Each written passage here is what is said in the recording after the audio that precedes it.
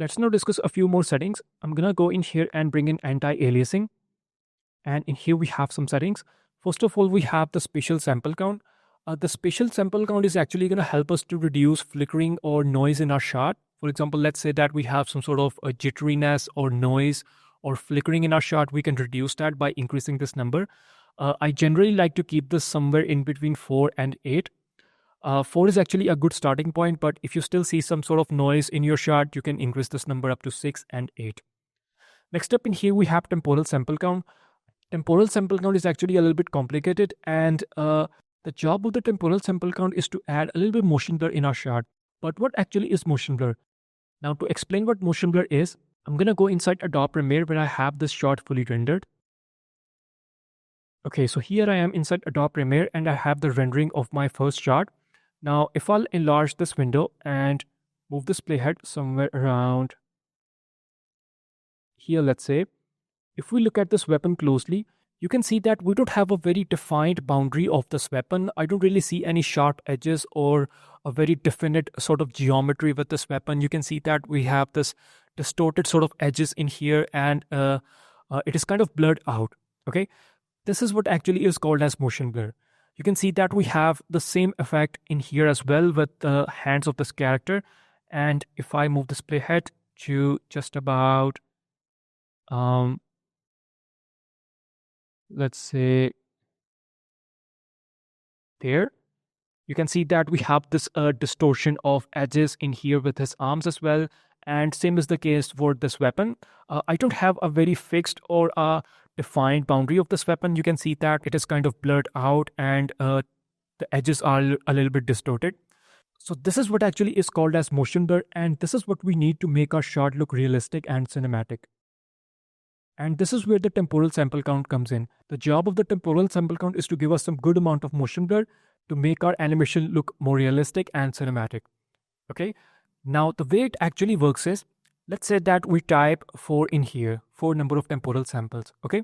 So what's going to happen is, while jumping from frame number 0 to 1, it's going to divide this one frame into 4 subframes because we have 4 number of temporal samples. Okay.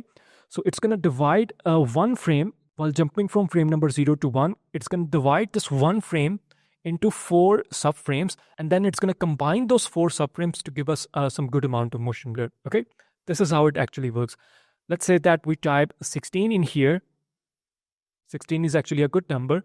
So what's going to happen is, while jumping from frame number 1 to 2, it is going to divide this one frame into 16 subframes, and then it's going to combine those 16 subframes and give us some good amount of motion blur. Now, temporal sample count is actually a very highly arbitrary value, and there is no fixed number that can be used in all types of animations and shots. But 16 is actually a very good starting point. But if you have a good GPU, or if you don't mind if it takes a little bit longer to render, then you can increase this up to 32. But in some situations, depending on the animation, depending on the shot, 32 still might not be enough, so you may have to crank it up to 64.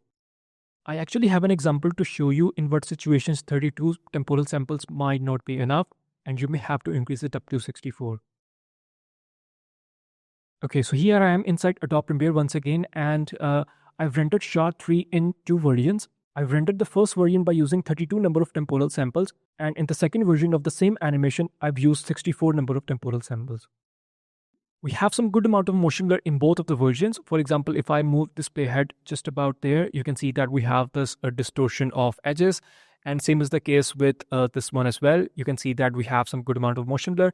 But if I move this playhead to just about there and enlarge this window, you're going to see that we can very clearly see all these blades of this propeller. And even though this propeller is rotating at a very high speed, we can see that we don't have any kind of motion blur in here.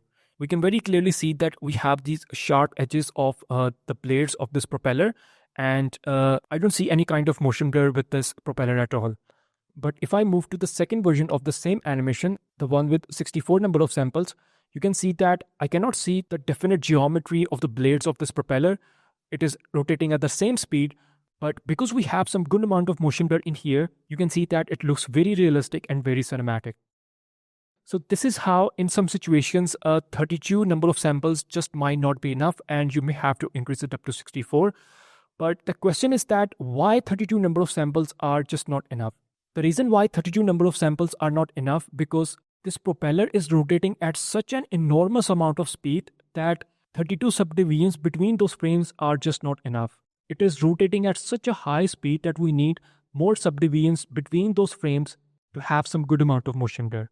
So the summary of the entire explanation is that in the situations where we have some enormous amount of movement with static meshes or skeletal meshes, then in those situations, we're going to have to use more temporal samples. So as I said earlier, if you want, you can type 16 in here, but if you don't mind to wait a little bit longer to render your scene, or if you have a good GPU, you can use 32. Next up in here, I have override anti-aliasing. I'm just going to check this box to override the default anti-aliasing settings of Unreal Engine. Next up in here, we have use camera cut for warm-up and render warm-up frames.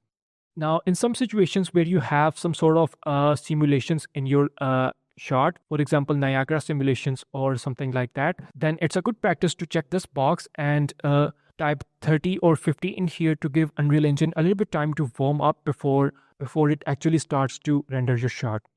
Okay, but in our case, I'm just going to uncheck this box and set this to the default value. So these were a few anti-aliasing settings, and I thought that it was a good idea to explain that in a separate video. So that's pretty much it for this lesson, and in the next lesson, we'll learn about some more rendering settings. So I'll see you guys in the next one.